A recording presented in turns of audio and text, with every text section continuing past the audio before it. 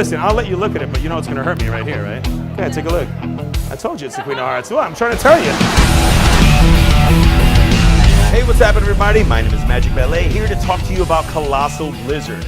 This is the ultimate invisible deck slash blank deck slash printed card, ultimate prediction card. Imagine this, a deck is in full view. They can stare at it. I tell the spectator to look at it the whole time because I do not switch the deck.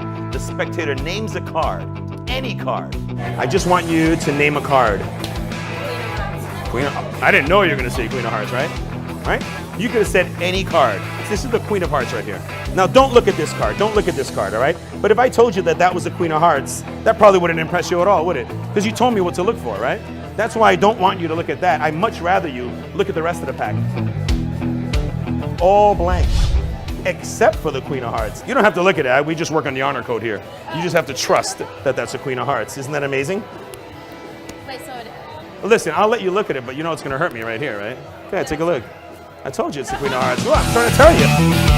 They can now examine everything. I've done this trick 1,000 times in the trenches, completely surrounded. It is always a heavy hitter. There is no deck switch. There's minimal handling. This is Colossal Blizzard.